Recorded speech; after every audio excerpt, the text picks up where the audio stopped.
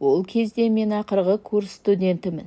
Жүріп жүрген қызым 11-ші сынып бітіретін жыл еді. Қалада оқуда жүргенде ажар жынданып кетіпті деген суық хабарды ести сала, сол күні кешкілік ауылға аттанып кеттім. Бір жағынан сенбедім. Аяқ асты сап-сау қызға не болып қалуы мүмкін. Сол күні мен ауылға түнделетіп келдім. Ертесі сүйген қызым Ажарды көруге асықтым. Ажар өте сұлу, ата-анасының жалғыз ерке қыздар еді. Мен Ажардың үйіне келгенде, анасы мені көріп жылап жіберді. Ақмарал тәте, Ажар қайда? Оған не болды? Деп мән-жайды сұрадым. Ажар бір айдың көлемінде өзгеріп кеткенін, сандырақтап бір нәрселерді айтып күлетінін, өзінен өзі біреумен сөйлесіп отыратынын айтты. Түннің кезінде далаға жалаң аяқ шығып кетіп, қоқыстардың жанында немесе сынған ескі үйлерде жүретінін баяндады. Мен Ажардың анасынан рұқсат сұрап Ажардың бөлмесіне кірдім. Бөлмеге кірсем, Ажар екі қолымен тізесін құшақтап, қабырғаға қарап теңселіп отыр екен. Ажар, деп жаймен есімін атап едім.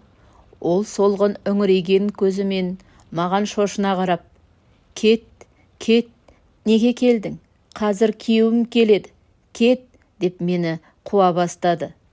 Әп-әдемі сұлу жүзі солып, өңі қашып бозарып кетіпті.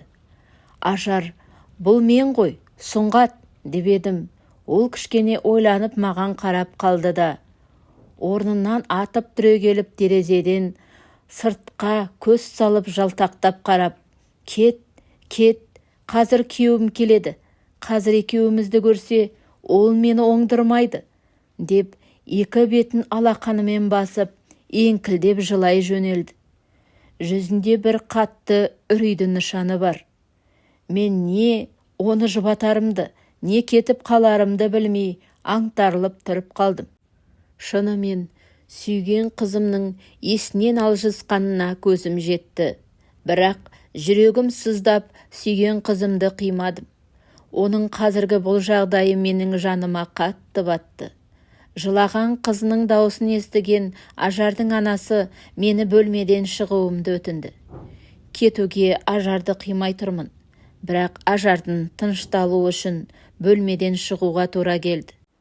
Ертесі қалаға оқуыма қайта аттануым керек болды. Ата-анасы Ажарды ауруханаға жатқызды.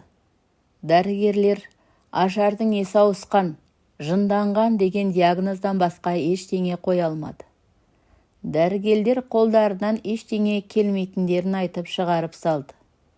Еш амалдары қалмаған ата-анасы Ажарды бақсы балгерге, тіпті көрікпелге қаратуға бел буды.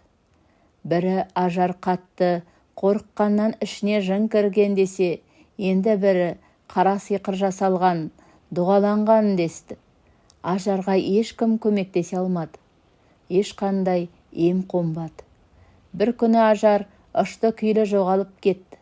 Бүкіл ауыл болып іздестіру шарасында Ажарды биік таудың жартасынан құлап өлген мәйітін тауып алды.